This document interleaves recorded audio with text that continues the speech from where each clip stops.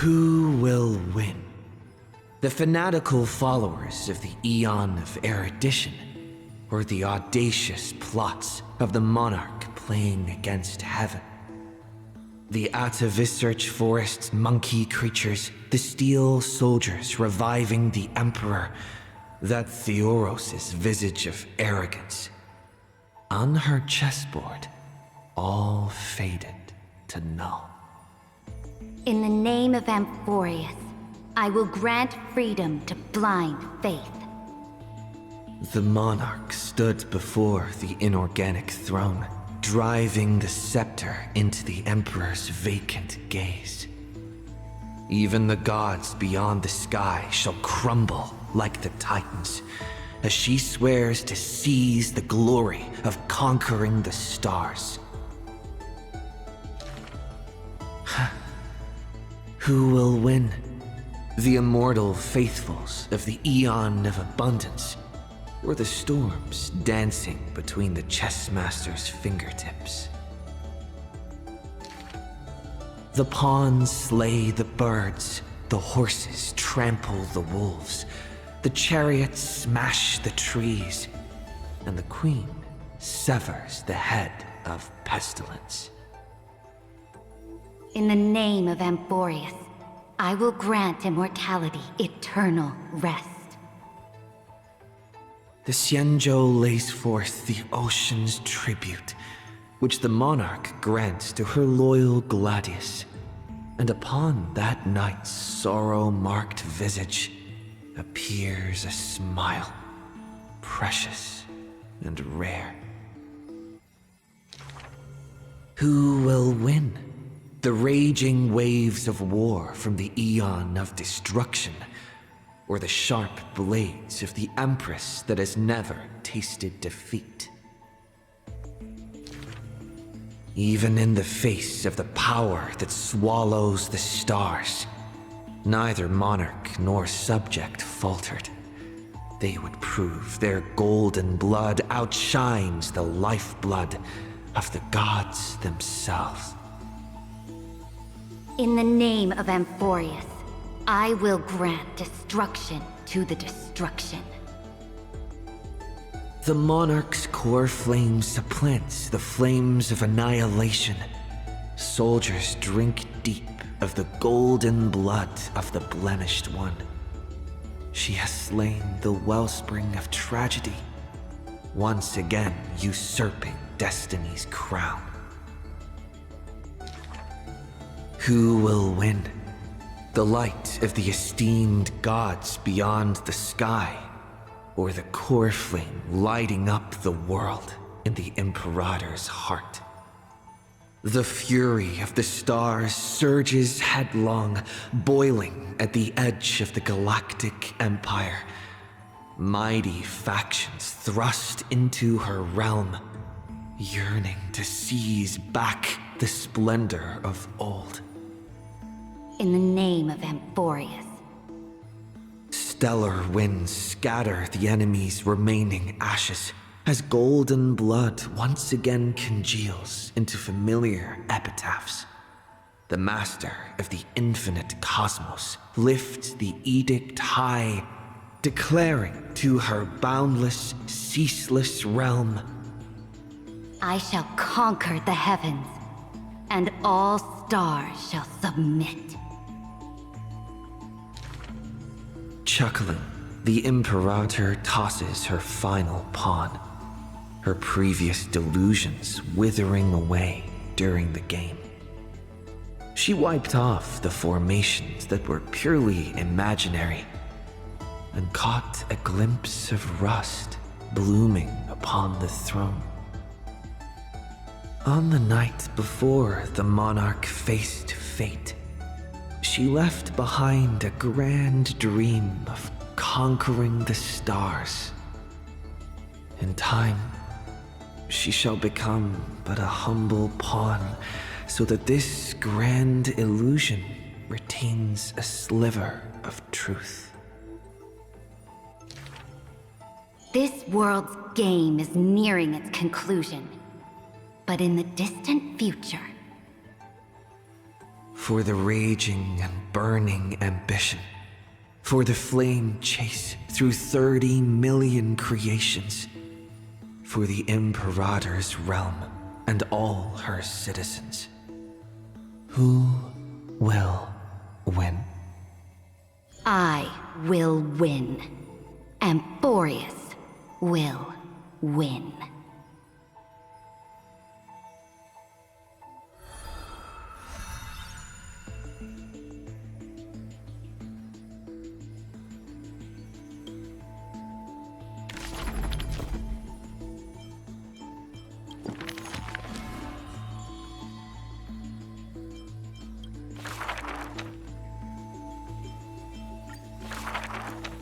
Before arriving at Amphореus, our last stop was Dan Heng's homeland, a place called Xianzhou. Xianzhou is just a general term. This starship is called the Luofu. I had some wonderful times there practicing swordplay. By the way, which is stronger, the bow or the sword? I'd say the sword. It can cleave a mountain in half. You've been watching too many immersia. I've been working my butt off just to avoid using a bow. Come on, let's become weapon masters together. To master a skill, one must first find a mentor. And I ended up with 2 of them. So, sometimes I run laps, sometimes I lift weights, and sometimes I do both at the same time. Looking back now, those days were really fulfilling. No pain, no gain, am I right? Between sword practice sessions, I occasionally hit up the food stalls in Arum Alley to recharge with some delicious eats. Oh, Master Yun Li was right. These berry pheasant skewers are absolutely delicious. Hard work pays off. This girl's been up at the crack of dawn every day, and finally defeated countless formidable foes. What?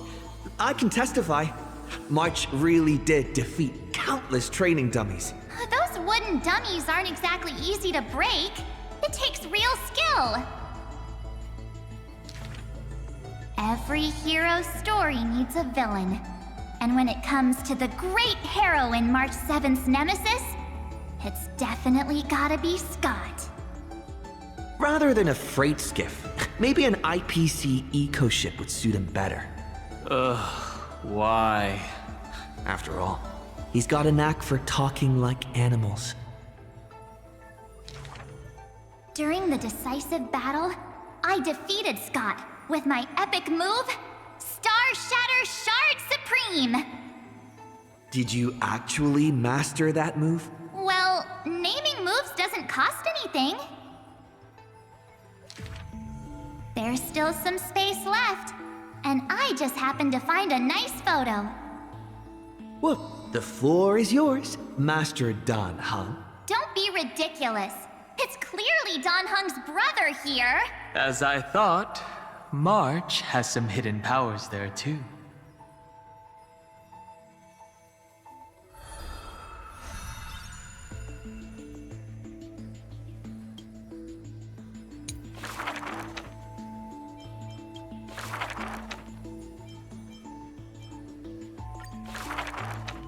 In memory of our first trailblaze together.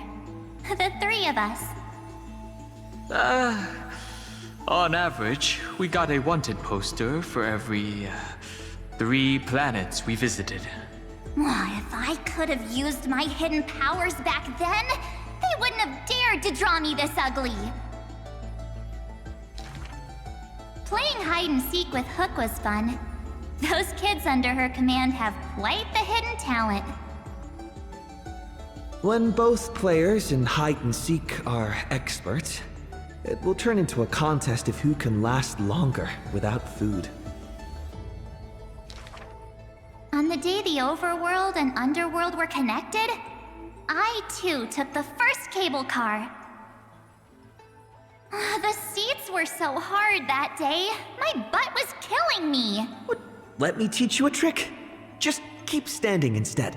Then how can you even call that sitting in a cable car? For the sake of walking smoothly towards tomorrow, we sealed away the truth of the decisive battle, along with our memories, in a box. The juice that day was delicious. I want to drink it again. Ugh, that's Jim Roger bread soda. And what's with that March 7th themed blue and pink color in there? That's just food coloring. Hey, you two! Don't ruin the nostalgic mood! Visiting Urillo again for the Soulworm Festival, I put on some pretty clothes specially for the occasion. Oh, look! Don't I look like a princess? So that's how you've seen yourself all this time. Well, I want to change my clothes and become a devil too. Little ice bear. A sweet little Snow White ice bear. I wonder if it's found any friends yet. I think I saw it in Penacony. Hey, why don't we turn it into a universal social media star? That niche is already dominated by trotters. That big guy who once raised his fists against us is now the hope for Belobog's revival. Mr. Yang was practically drooling watching that. Too bad he wasn't there that time. Not necessarily. By next time we visit Urillo, will it have turned into an ocean planet? Then wouldn't those polar bears have to be renamed water bears? The data shows that Urillo's environment is slowly recovering, but the ice shouldn't melt too quickly. Time to remove those floaties from the shopping cart.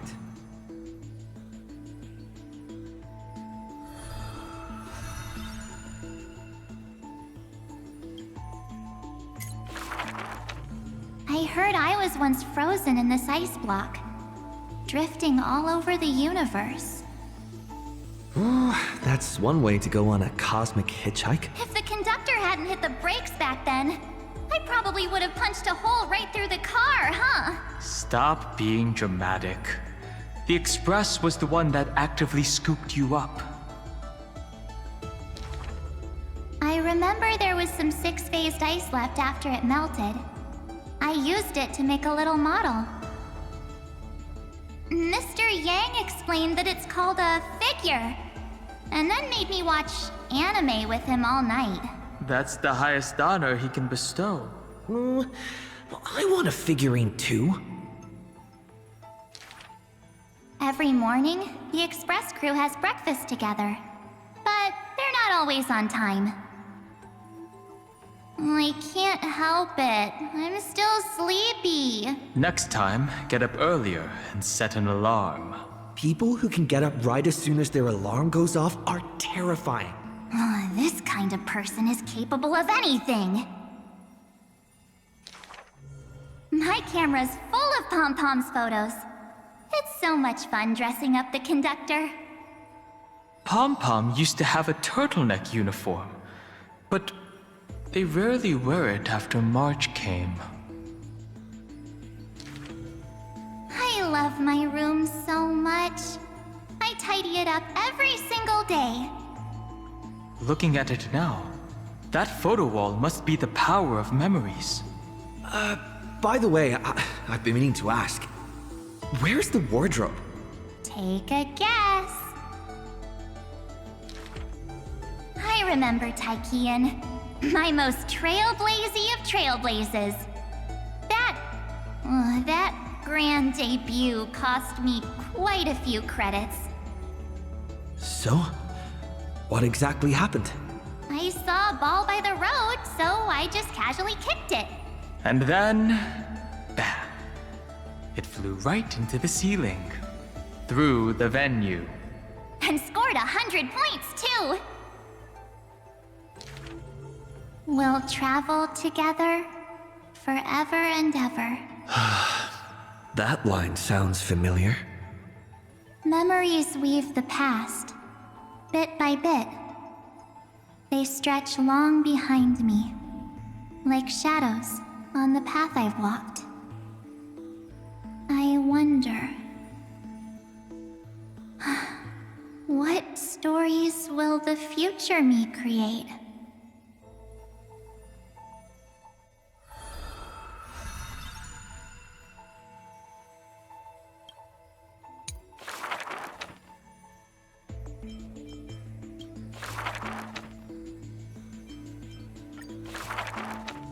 Another century of the Chrysos War. Rust, wails, and the blood of living souls seep into the earth, into the giant dragon's decaying bones and flesh.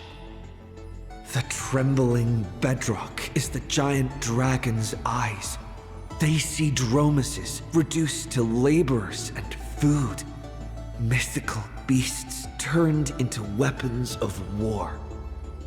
War and flames extinguish all their siblings, yet the giant dragon is powerless, left only with bitter silence and memories filled with guilt. For Earth's trial is to bear the anguish of every living being that walks its surface. Upon the edge of doomsday, the giant dragon's will lays shattered, its scales broken. What greeted them is not a flower-covered era nova, but a long-fallen black sword. Though we are strangers, please surrender the core flame for the dawn. Dawn. Dawn. If this puppet of destruction yearns for dawn, then what awaits at the end of the flame chase? The torment of the black tide, the sacrifice of their kin. Is it an undeserved destiny? Or merely futile lament? Won't accept this. The twisted rocks rise like a roaring tide. Yet the Swordmaster shows no fear, merely sighs, as if long accustomed to such sights.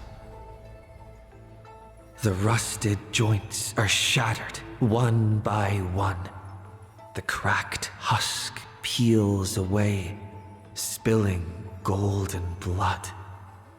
The earthquake that engulfs Amfореus lasts for 3 days and nights. In its final moments of defiance, the giant dragon suddenly realizes this flame chase is nothing but the kindling of self-pity, the breeding ground for calamity. Yet, Earth's end is not dimmed by the shadow of the dark blade. In that special recurrence, the blazing sun extinguishes itself to set the destruction of flame. At that time, as the giant dragon sinks into the earth, still chewing on the pain of betrayal, it hears the footsteps of Evernight. I need a helper to watch over time until the very end. Evernight waves her sleeve, bathing the giant dragon in a memoria tide. And so, the giant dragon sees the past and present of Earth, and understands that the starry sky is forever out of reach. The 33,550,337th eternal recurrence.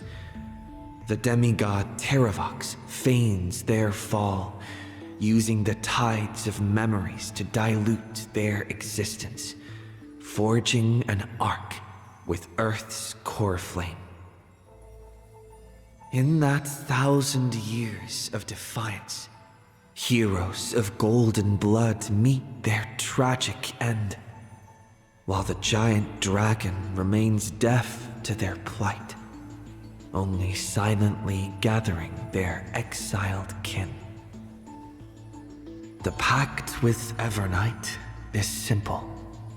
Time would erase the pain of Earth and cradle it in peaceful slumber among its own. And Earth shall become Time's ally, for it alone can keep watch until the end of the world.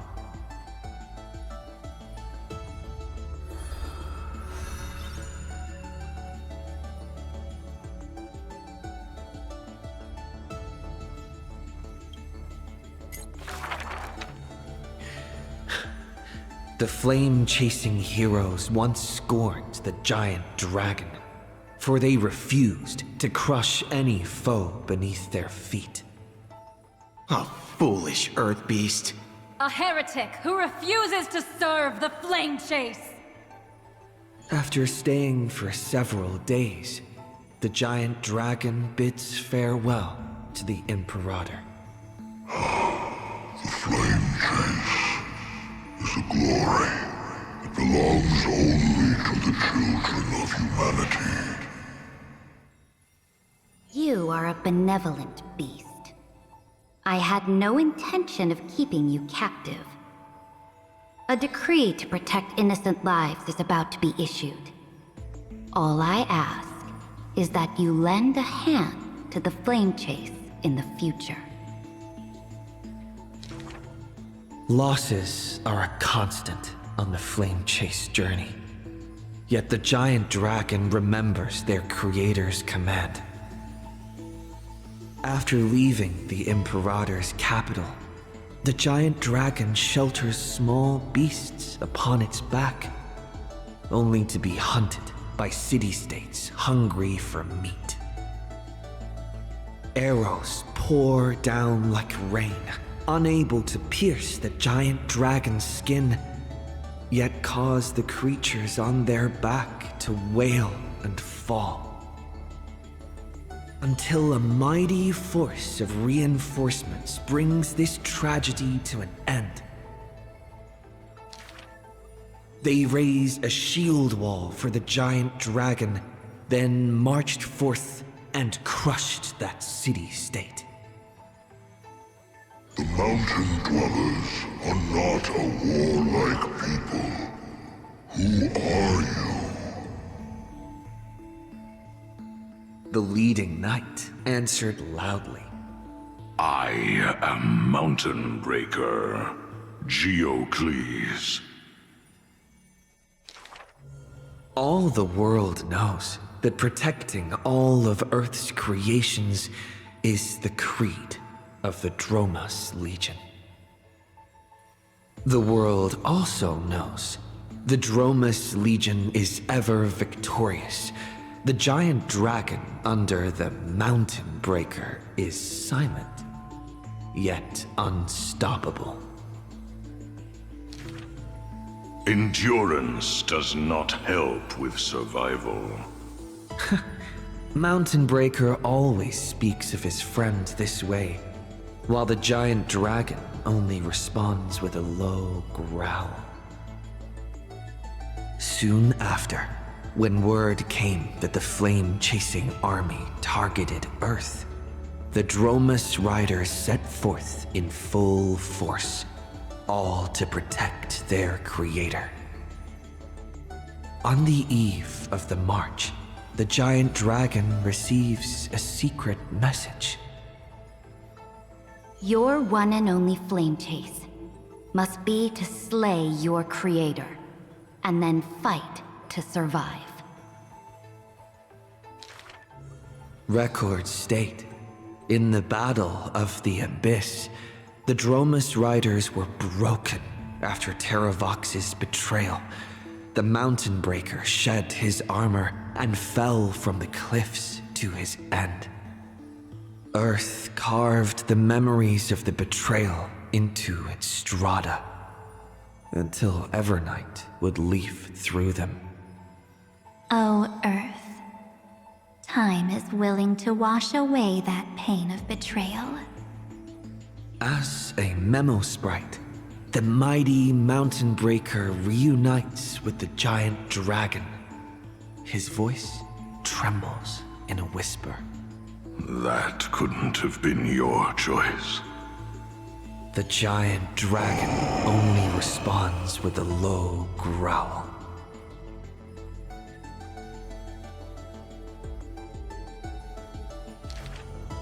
The giant dragon and their comrade dwell in the abyss for 1,000 years, until the Azure Dragon returns from among the stars, stirring up the dust of destiny.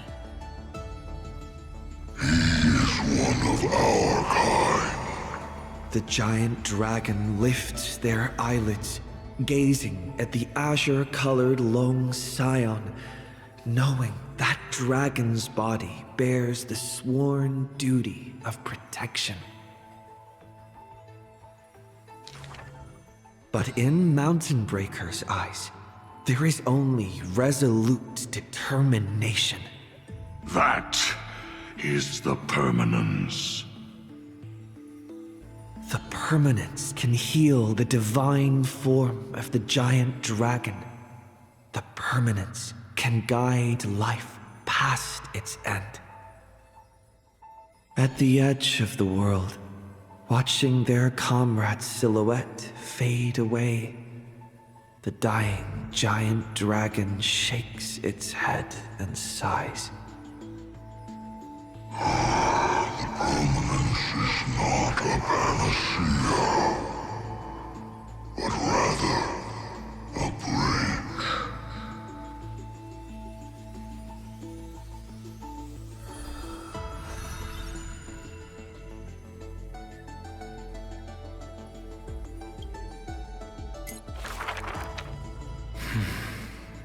Years later, gazing up at the vast starry night sky, I often ponder, what does the permanence truly mean? The countless souls entrusted by Terravox still surge within my chest, like an eternally burning furnace.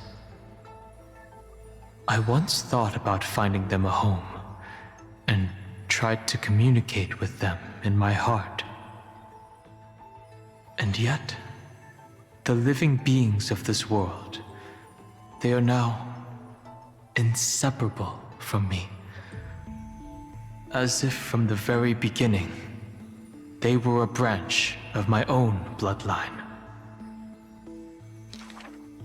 Inseparable? After I told everyone, a heated discussion broke out in the express car. Will you turn into a little chimera and snuggle up in our arms? March 7th lets her imagination run wild. Maybe he'll become a baby seal. A magical beast would be fine too. I've always wanted to see that species. These are the reassuring words from Himiko and Mr. Yang. No matter what he becomes, Dan Heng will always be Dan Heng. His words are unusually poetic. But if you become a Dromus, you absolutely must let me feed you red soil. Don't you even think about it. Sometimes I have dreams like this. Countless beings flee alongside me. Behind us, black floods blot out the sky as if to devour all signs of life. In our darkest hour, the living beings form a bridge of dragons, and I lead them limping towards the starry sky. At the end of the vast procession, a lone giant dragon comes to a halt, watching us depart into the distance. The children of Earth will always find their own path. Thank you for being their bridge. Something stirs within me at the moment of awakening. Perhaps the legacy of the permanence lies not in recreating flesh, nor in the merging of bloodlines. One day, while browsing through the databank, I noticed an update on the universe's animal species. In an ocean-covered planet, a new species of seals evolved, with a penchant for bumping into things. On a barren desert wasteland, evolved a herd of red soil-craving beasts.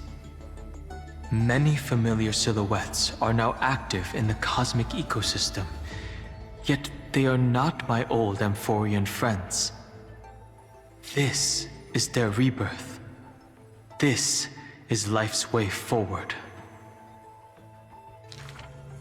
Perhaps, just as Terravox wished, I've become a bridge bearing the weight of their life. They once shattered the battle formation of the mountain dwellers, tore open Giorios's chest, swallowed the core flame, only to resolutely pass it on. Creation will always betray its creator, just as witnessed at the dawn of civilization. Frail beings betrayed the dark tides, climbing onto land, ascending the branches high, finally betraying their home and gazing upon the stars. The furnace in my chest still pulses. In the gaps between the heated torrents, I sometimes find myself in a daze, catching glimpses of that colossal figure in the cosmos's cracks. It was a giant dragon named the Permanence.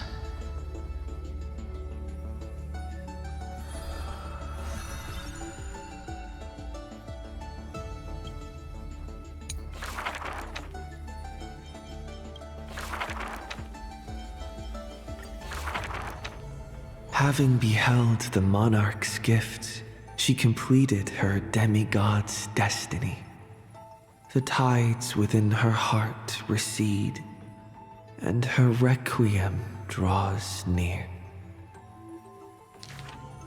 A sliver of light fell from a crack on the cave's ceiling. A blazing ray pierces the surface of the sea.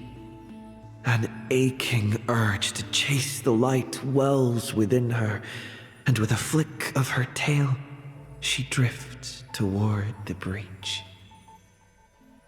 In the deep sea, 1,000 years passed. The sea siren once swam to the shore with unwavering will. Fish gathered in silent procession to escort the princess to her final rest. The moment she leapt free from the water, she felt the waves stirred by peals of laughter. Mirages of her friends shimmered and faded, and songs of joy rang out from the shore, just as she had wished. Dux Forgoris sliced the Dromus flank with a time-worn edge. Dux Brumalis cast an icy chalice, steaming with the breath of frost. Dux Halcolithist brimmed her vessel with honey brew, while Dux Carminum unfurled a scroll of new verse. At last you have arrived, our belated musician. The gold weaver's silver needles hover in the air, weaving beautiful outfits for her. Electra accepts the gift that does not exist, as salty water wets her new attire. She knows this is not reality. Just like the world she loves, mere foam in the sea of stars. Even so. She drank down the aurora lights in the cup, as intoxication flew from her fingers into music and song. In the drunkenness granted by her mother, in the dream granted by that drunkenness, in the feast granted by that dream. I too shall have my fill of feasts. Now sober, she begins one last song. The musician plucks her strings in the spring, and the waltzing hem stirs the water into waves, revealing memories in throngs. She sings of the once awakened Titan, how the princess accompanied the queen to swim in azure waves. She sings of the confident and dashing monarch, of loyal knights who marched with the Imperator to seize the solemn states. She sang of the one destined by heaven's will, of demigods who bore 1,000 years of watch for the hero. She sang of that little gray fry, and how the Gladius defended the Deliverer from Apocalypse's storms. She sang of herself, a cup made of fish bones, ever waiting for someone to banish the nihility within, pouring the honey brew of fate for her to the brim. She sang until her voice turned hoarse, and the spirit water she held was no more. The honey brew ran out, the final notes dispersed, and the feast of fantasy shattered in turn. Before the deadly quiet seashore, she gave one final smile, then faded into sea foam. To the fish from beyond the sky, we shall sink into the past. For she had glimpsed the sky beyond the cave, and chose to believe in the promised future, embracing a hope as fragile as mist. You must carry the new sun and swim toward the distant horizon.